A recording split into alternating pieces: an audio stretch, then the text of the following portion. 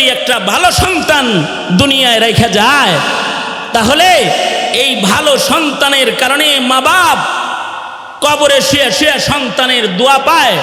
আও ওয়ালাদিন সালিহিন ইয়াদউ লাহু, সন্তানরা মা বাবার জন্য আল্লাহর কাছে দোয়া করতে থাকে। এই দোয়ার মাধ্যমে মা বাবার কবরের আযাব আল্লাহ তাআলা মাফ করে দেয়। এই দোয়ার কারণে মা বাবার দারাজাত আল্লাহ তাআলা বুলন্দ করে দেয়। শুধু বুলন্দ করে তা না, ময়দানে মাহশারে এই সন্তানদের কারণেই আল্লাহ তাআলা জান্নাতীদের সামনে সুসন্তানের পিতামাতাকে দাঁড় করায়া একজন হাফিজুল কোরআনের মা বাপকে আল্লাহ তাআলা হাসরের মাঠে নূরের তাজ নিজ হাতে পরায়া সম্মান দিবেন। মা বাবার মাথায় আল্লাহর হাতে পরায়া দেওয়া ওই তাজের আলো রাসূল বলেছেন সূর্যের আলোর চাইতেও অনেক বেশি ভালো হবে।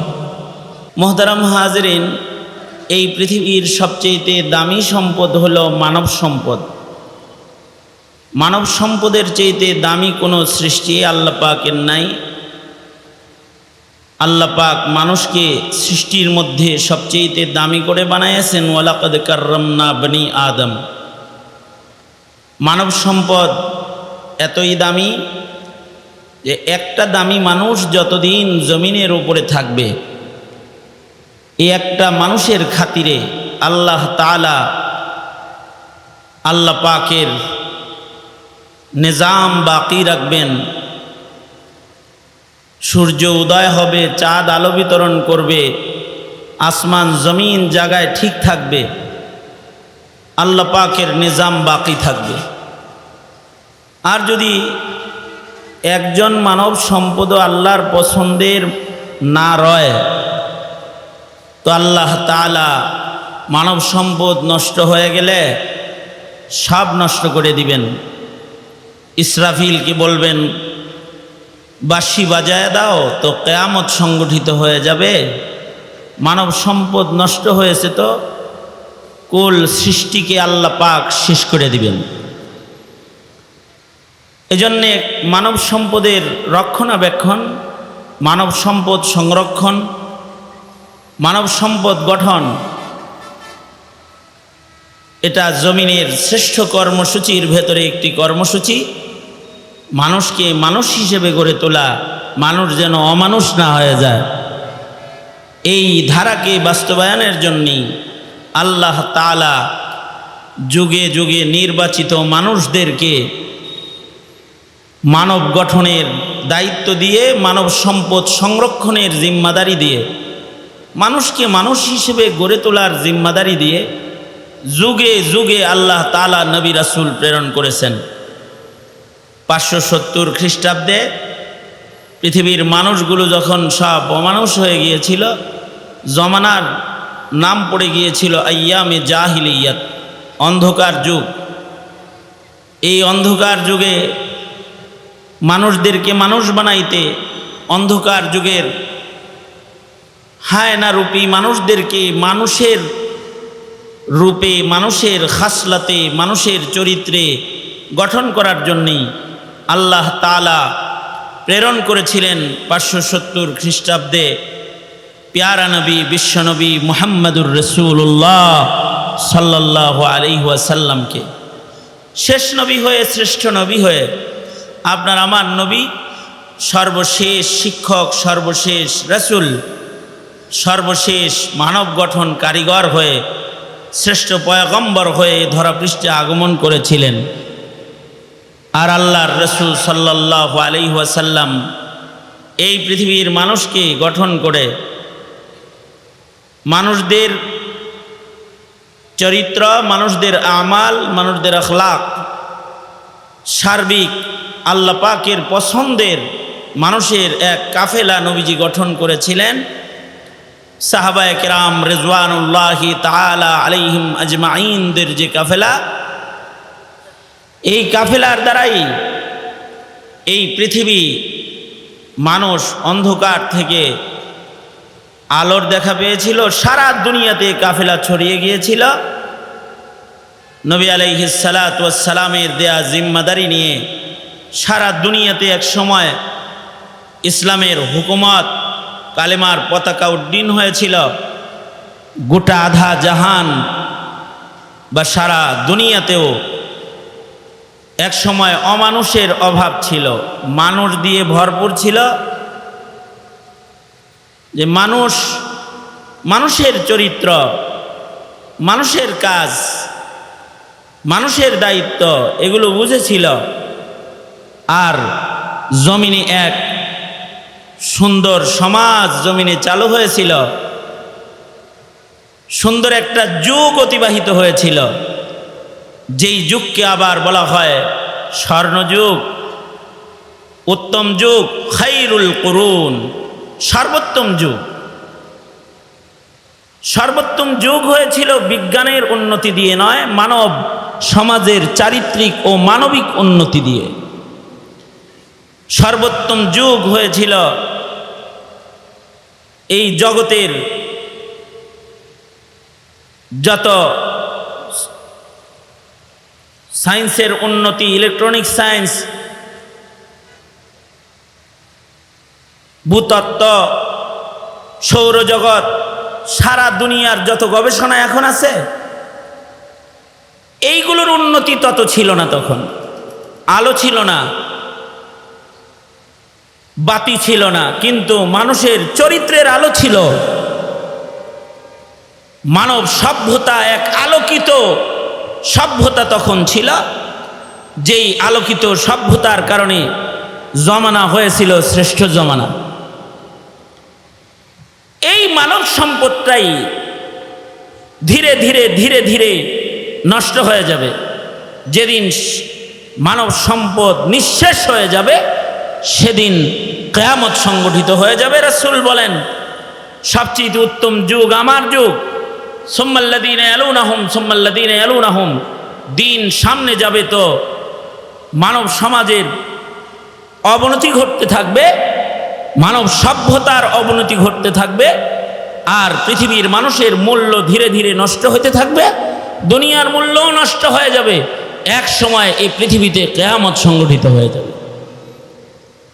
সুতরাং মানব সম্পদ সংরক্ষণ ও মানব সম্পদ হেফাজত, এইটা হলো দুনিয়ার সবচেয়ে দামি কাজ। এবং এই কাজটাও এই পৃথিবীর হায়াত, যেদিন এই কাজ বন্ধ হয়ে যাবে সেদিন পৃথিবীর হায়াত শেষ হয়ে যাবে। আল্লাহর রাসূল সাল্লাল্লাহু আলাইহি ওয়াসাল্লাম মানব সম্পদ গঠনের যে জিম্মাদারি আমাদের উপরে দিয়ে গেছেন, এইটা রক্ষা করা, এটাকে চালু রাখা নবীজির পক্ষ থেকে উম্মতের উপরে জিম্মাদারি। উম্মতরাই মানুষকে সুপথ দেখাবে, আমর বিল মারুফ করবে, নাহি আনিল মুনকার করবে। সৎ কাজের আদেশ আর অসৎ কাজের নিষেধ, সুন্দর চরিত্র কোনটা এটার তালিম, অপছন্দনীয় কাজ আল্লাহর কাছে কোনটা এটার তারবিয়াত তালিম জমিনে এটা চালু রাখতে হবে। এটা তো এক সময় ছিল সরকারের জিম্মাদারি। সরকার রক্ষণাবেক্ষণ করত গোটা মুসলিম সমাজ। মুসলিম সমাজের মানুষদেরকে তাওহীদ শিক্ষা দেওয়া, দ্বীন শিক্ষা দেওয়া, ঈমান শিক্ষা দেওয়া, এটা সরকারিভাবে এক সময় ইস্টাবলিশ ছিল। সরকার মানুষদেরকে দ্বীনের সহজ পথ দেখানোর জন্য এক সময় মেহনত করত। দ্বিতীয় বৃহত্তর মুসলিম দেশ বাংলাদেশ, মুসলিম দেশ হিসেবে মুসলমানদের চারিত্রিক আমলি অবক্ষয় ঠেকানোর সর্বোচ্চ জিম্মাদারি হলো সরকারের কাঁধে। সরকারের দায়িত্ব হলো এদেশের প্রজন্মকে, মুসলিম দেশের মুসলিম নাগরিককে ফিতরতে ইসলাম নিয়ে যে সে জন্মগ্রহণ করে, এই ইসলামের উপরে তাকে অটল থাকার জন্য সর্বাত্মক সহযোগিতা সরকার প্রদান করবে, ব্যবস্থাপনা সরকার করবে। সরকারিভাবে এক সময় তফসিল লেখার আয়োজন হয়েছে। এই ভারতবর্ষে সরকারিভাবে ফতোয়া লেখার আয়োজন হয়েছে। বাদশাহ আলমগীরের আমলে উম্মতের ওলামা হজরতকে দিয়ে জমিনের সাধারণ মানুষদেরকেও হালাল আর হারাম চিনাইবার আয়োজন। এটা সরকারিভাবে হয়েছে। ফতোয়ায়ে আলমগিরি সারা দুনিয়াকে একটা বাদশার জিরে তাহাত লেখা এক ফিকহের ভান্ডার হিসেবে এটা গোটা দুনিয়াতে সমাদৃত হয়েছে এবং পরিচিত হয়েছে। একসময় হুকুমত ছিল, হুকুমতের দায়িত্ব আর জিম্মাদারি ছিল জমিনের মানুষদেরকে দিন শিখানো, জমিনের মানুষদের সার্বিক চরিত্র সংরক্ষণ, চরিত্র গঠন এবং মানব সম্পদ গঠনের কাজ এটা মুসলিম দেশের মুসলিম শাসকরা করত। ভাগ্যের নির্মম পরিহাস যে এই জমানায় এসে এখন সরকারি আয়োজনে মানব সম্পদ নষ্ট করে দেওয়ার চক্রান্ত খুব কঠিন এবং শক্ত হাতে বাস্তবায়নের মেহনত চলছে। যেই সন্তানের হাতে দেওয়া উচিত ছিল তাসবিহ, মিসওয়াক, কলম, তাদের হাত থেকে এইগুলোকে তুলে নিয়ে সরায় নিয়ে তাদের হাতে তুলে দেওয়া হয়েছে ধারালো অস্ত্র আর গোলা বারুদ তাদের হাতে তুলে দিয়ে তাদেরকে আজ সম্পদ, মানব সম্পদ নষ্ট করার সামান হিসেবে তাদেরকে ব্যবহার করা হচ্ছে। মানব সম্পদ গঠন নয়, মানব সম্পদ ধ্বংস করার চক্রান্ত চলছে। এই মানব সম্পদরা যে স্কুল কলেজগুলোতে লেখাপড়া করে সেই স্কুল কলেজগুলোর সিলেবাসকে এমনভাবে নষ্ট করা হয়েছে যে মুসলিম দেশের মুসলিম শিক্ষালয়গুলোতে, কলেজ ইউনিভার্সিটিগুলোতে লেখাপড়া করে এখন মানুষ গঠন হবে তো দূরের কথা, এখন মানুষ শিক্ষিত হলেও শিক্ষাঙ্গন থেকে মানুষ আদর্শিক শিক্ষার অভাবে শিক্ষিত অমানুষ হয়ে বের হয়ে যায়। এখন এই যে এক নষ্ট ধারা এ সমাজে চালু হয়েছে, এই ধারাকে ভয়ঙ্কর রূপে বাস্তবায়ন করেছিল বিগত দিনের জগদ্দল পাথর শেখ হাসিনার সরকার। তারা এদেশের শিক্ষা সিলেবাসকে তছনছ করে দিয়েছে, মুসলিম দেশের ধর্মীয় শিক্ষার বুনিয়াদকে ধ্বংস করে দিয়েছে। ইসলাম শিক্ষা ও ধর্ম শিক্ষাকে তারা ঐচ্ছিক শিক্ষায় রূপান্তরিত করেছে। এটা ফেল করলেও অসুবিধা নাই, পাশ করলেও কোনো গুণগান নাই। এবং এইটাকে এমন অবহেলিত এক জায়গায় নিয়ে গেছে, এই অবহেলার জায়গাটা মানুষের ঈমান নষ্ট করেছে, মানুষের চরিত্র নষ্ট করেছে, মানুষের আখলাক ও আমালকে বরবাদ করে ফেলেছে।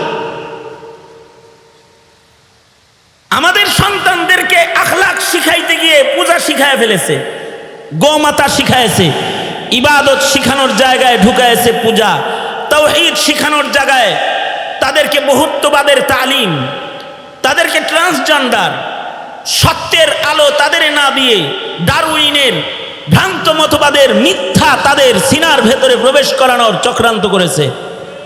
লাগাতার উলামায়ে দ্বীন এগুলো নিয়ে কথা বলেছেন। উলামায়ে দ্বীন এগুলো নিয়ে কথা বলার কারণে এদেশের আলেমদের মুখে তালা ঝুলাইছে। যারা এই অন্যায়ের প্রতিরোধ করতে রাজপথে দাঁড়িয়েছে তাদেরকে জেলখানায় বন্দি করে রেখে তাদেরকে শহীদ করেছে এবং তাদের উপরে অত্যাচার, নির্যাতন, নিপীড়নের স্টিম রোলার চালিয়েছে বিগত সময়ের সরকার। বিনিময়ে কি হয়েছে? বিনিময়ে হয়েছে মানুষ জন্ম হলেও মুসলিম সমাজে ইমানদার অথবা আখলাকি মানুষের অভাব ঘটেছে, মানুষের ভেতরে হিংস্রতা বেড়েছে, নাস্তিক্যবাদের এক বাজার কায়েম হয়েছে। শাহবাগে নাস্তিকদের বাজার বসেছিল। এই নাস্তিকদের বাজার মোকাবেলা করার জন্যই শাইখুল ইসলাম আহমদ শফি শাপলা চত্বর কায়েম করেছিলেন যে এই নাস্তিকদের বাজারকে বন্ধ করো। 13 দফার দাবি ছিল মানব গঠনের দাবি, ইমান গঠনের দাবি, চরিত্র গঠনের দাবি এবং মুসলিম সমাজে ঈমান আর ইসলাম ও মানব সম্পদ রক্ষা করার দাবি এগুলো। সেই দাবি নিয়ে যারা শাপলা চত্বরে গিয়েছিল তাদেরকে রাতের অন্ধকারে বাতি নিভায়ে গুলি করে রাজপথে শহীদ করে হাফেজ আলেমদের রক্তে ঢাকা শহরের শাপলা চত্বরকে লাল করে দিয়েছিল তারা। অথচ এরা গিয়েছিল মানব সম্পদ রক্ষা করার জন্য।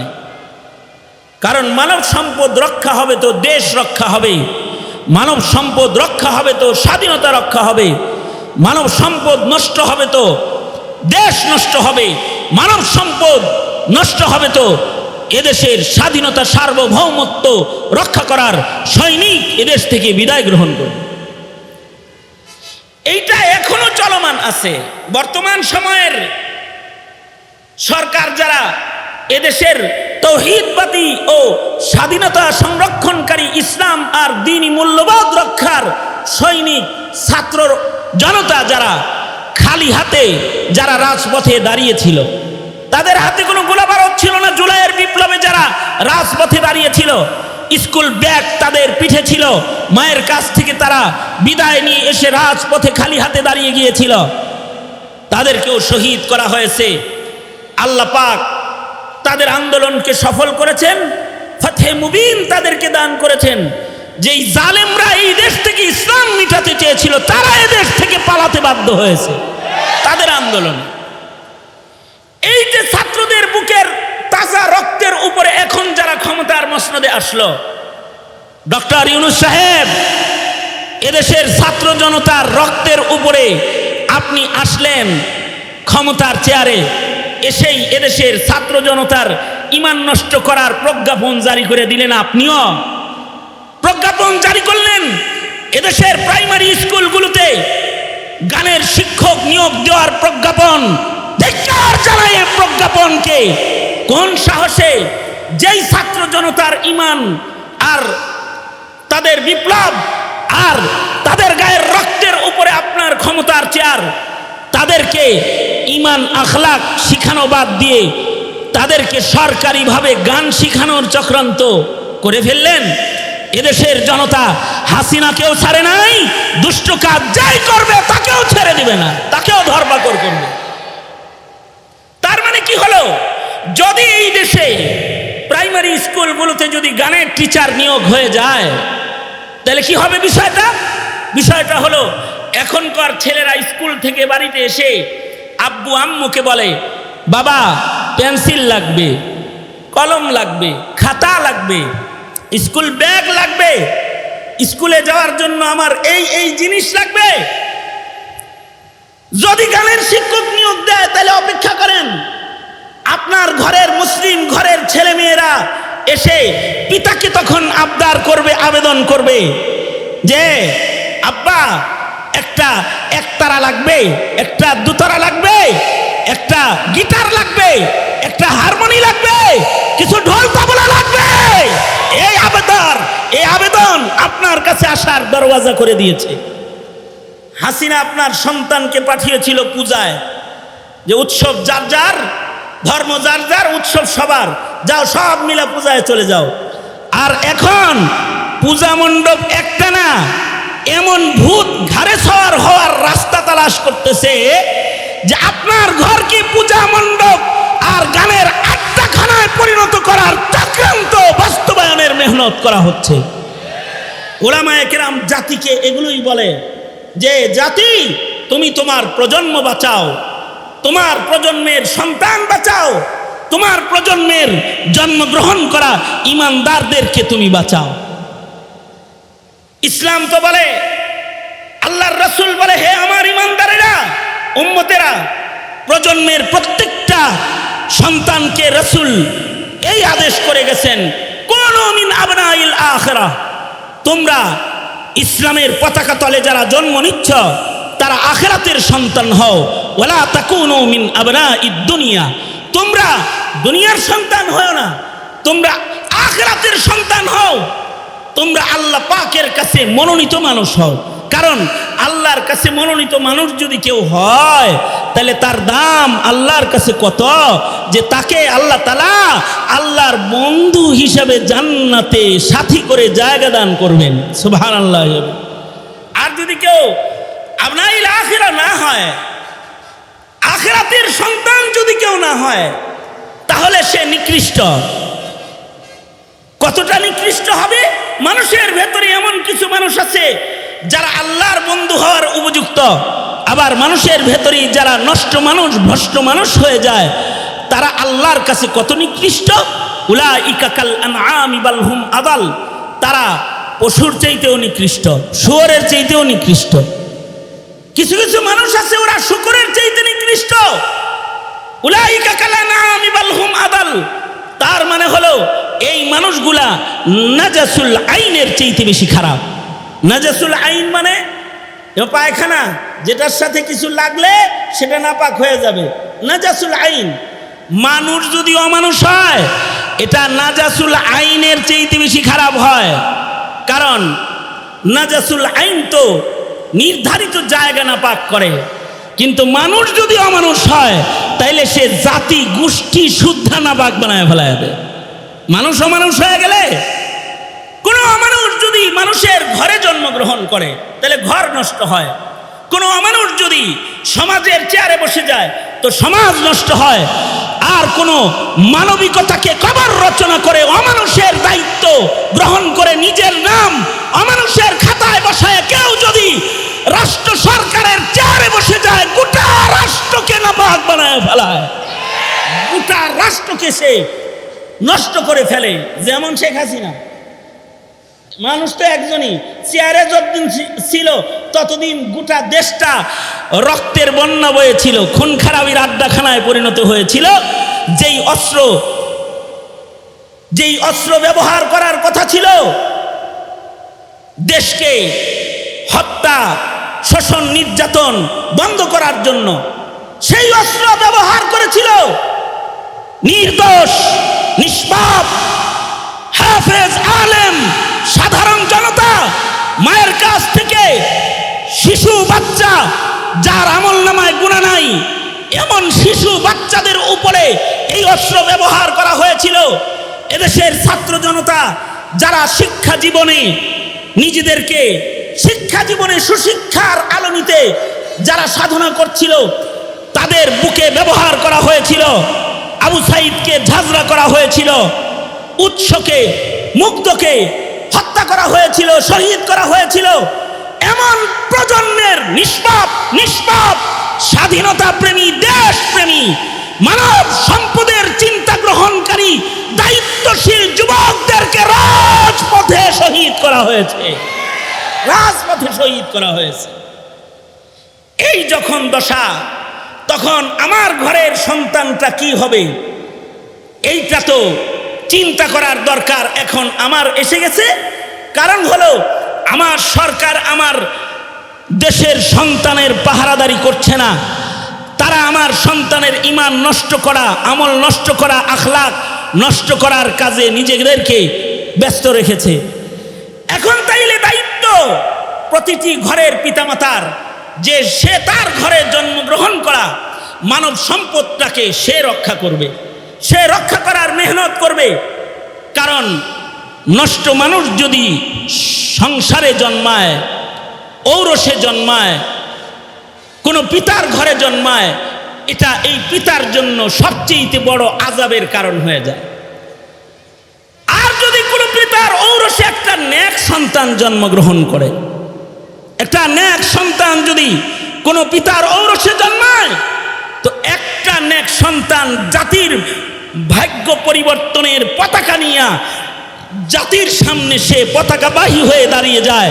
যেমন শেখুল ইসলাম আল্লামা আহমদ শফি, যেমন শেখুল হাদিস আল্লামা আজিজুল হক, যেমন মুফতি ফজলুল হক আমিনী, যেমন বাবুনগরী রহমতুল্লাহ আলাইহি সহকারে, কাসিমি রহমতুল্লাহ আলাইহি সহকারে এদেশের রত্ন সন্তান যারা রত্নগর্ভে জন্মগ্রহণ করেছিল, ওই রত্নগর্ভা মায়েদের পেট থেকে তারা দুনিয়াতে এসেছিল। আর দায়িত্বশীল পিতার তরবিয়তে তারা দ্বীনি শিক্ষাকে অর্জন করেছিল, তারা নিজের চিন্তা নয়, শুধু এই জাতির ঈমানের চিন্তা নিয়ে তারা তাদের জীবনের সর্বোচ্চ কুরবানি পেশ করে দ্বীনের ঝান্ডা হাতে নিয়ে তারা বুকটান করে এই দেশের মানুষের ঈমান রক্ষার জন্য শাহাদাতের প্রতিজ্ঞা নিয়ে দাঁড়িয়েছিল এবং তারা তাদের জীবন দিয়েছেন, কিন্তু আদর্শ বিসর্জন তারা দেন নাই। জীবন বিতরণ করেছেন কিন্তু আদর্শ বিসর্জন তারা দেন নাই। এই আদর্শ সন্তান প্রতিটা ঘরে ঘরেই তো দরকার, কারণ একজন পিতামাতার জন্য আদর্শ একটা সন্তানের চেয়েতে দামি সম্পদ আর নাই। বুঝা থাকলে বলেন তো, একটা বাবার কাছে টাকা পয়সার দাম বেশি না তার সন্তানের দাম বেশি? কি কথা কন না কেরে? কথা বুঝতেছেন? বুঝলে আওয়াজ করে বলেন। একজন পিতার কাছে তার টাকা পয়সার দাম বেশি না সন্তানের দাম বেশি? একজন পিতামাতার কাছে তার বাড়ি গাড়ির মূল্য বেশি নাকি তার সন্তান সন্ততির মূল্য বেশি?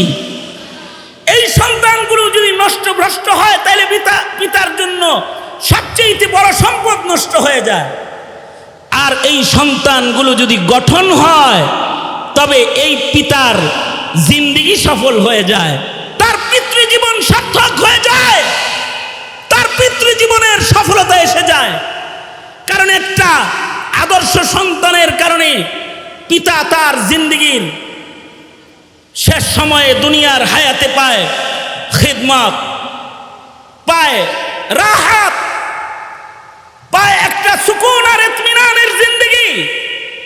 আর মৃত্যুর পরে এই নেক সন্তানটা হয় তার জন্য কবরে রহমত যাওয়ার দরজা, বরকত যাওয়ার দরজা। আল্লাহর রাসূল বলেন, মানুষ মরে গেলে তার সব দিকের ইনকাম বন্ধ হয়ে যায়, কিন্তু তিন রাস্তায় কবরে তার কাছে নিয়ামত পৌঁছতে থাকে, ইনকাম হইতে থাকে। রাস্তা হলো, কেউ যদি সাদাকায়ে জারিয়া করে যায় তো মরার পরেও এই পিতার কবরে সাদাকায়ে জারিয়া করনেওয়ালার কবরে সাদকায়ে জারিয়ার সব কিয়ামত পর্যন্ত যায়। আর একটা রাস্তা হলো ইলমিন ইউনতাফাউ বিহি, কেউ যদি ইলমে দ্বীনের খেদমত করে যায়, কবরে যায় সে ঘুমায় যায়, তো কিয়ামত পর্যন্ত তার খেদমতের ফসল সে পায়। যেমন আমাদের আবু আজদাদ, তারা ইলমে দ্বীনের খেদমত করে ফকর ফাকার জিন্দেগিকে নিজের জন্য আপনায় নিয়া তারা জাতিকে মুহাদ্দিস, শেখুল হাদিস, মুফতি, যোগ্য নায়েবে নবী এই জাতিকে তারা উপহার দিয়ে গেছেন।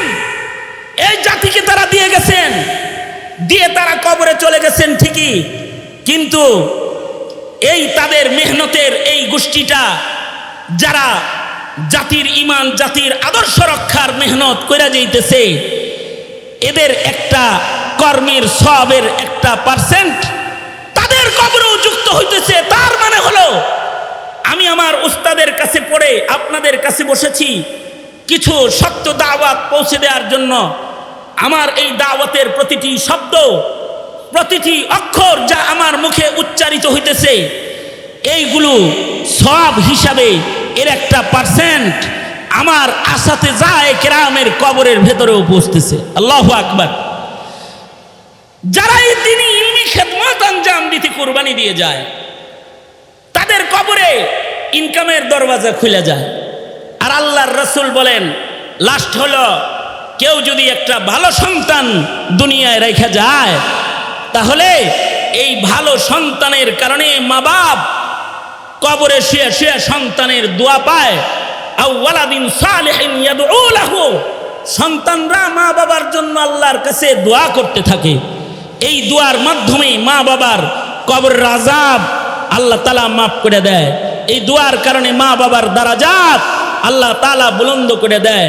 শুধু বুলন্দ করে তা না, ময়দানে মাহশারে এই সন্তানদের কারণেই আল্লাহ তাআলা জান্নাতীদের সামনে সুসন্তানের পিতামাতাকে দাঁড় করায়া একজন হাফিজুল কোরআনের মা বাপকে আল্লাহ তাআলা হাসরের মাঠে নূরের তাজ নিজ হাতে পরায়া সম্মান দিবেন। মা বাবার মাথায় আল্লাহর হাতে পরায়া দেওয়া ওই তাজের আলো রাসূল বলেছেন সূর্যের আলোর চাইতেও অনেক বেশি ভালো হবে। এই সম্মান আখিরাতে, এই মর্যাদা আখিরাতে পিতামাতা পাবে সুসন্তানের কারণে। আর যদি সন্তান হয় কুসন্তান, তাহলে দুনিয়ার জীবনে পাবে সন্তানের কারণে ভৎসনা, গালি, তিরস্কার, যন্ত্রণা, সুকুন আর ইতমিনান নয়। দুনিয়াতে তার সন্তান তাকে দিবে কষ্ট, যে কারণে তার চক্ষু অশ্রু ঝরাবে। আর কবরে যখন থাকবে, সন্তানের কুকর্মের ধাক্কা তার কবরে পৌঁছবে। হাসরের কঠিন ময়দানে আল্লাহ বলবে, ছেলে সন্তান দিছিলাম, দায়িত্ব কি আদায় করেছো হিসাব দাও। আলা কুল্লুকুম রাইন ওয়া কুল্লুকুম মাসউলুন আন রাইয়াতিহি। যার যার দায়িত্বের জায়গা থেকে তাকে আল্লাহ তাআলা আদালতে দাঁড় করায় জিজ্ঞাসাবাদ শুরু করবে। সেদিন বলবে, তোমার যে ছেলে মেয়ে দিছিলাম, এগরে তৌহিদ ঈমান ইসলাম শিখাইছিলা তো? জিজ্ঞাসা করবে। ওই দিন এই সন্তানগুলো পিতা মাতার কষ্টের কারণ হবে, দুঃখের কারণ হবে।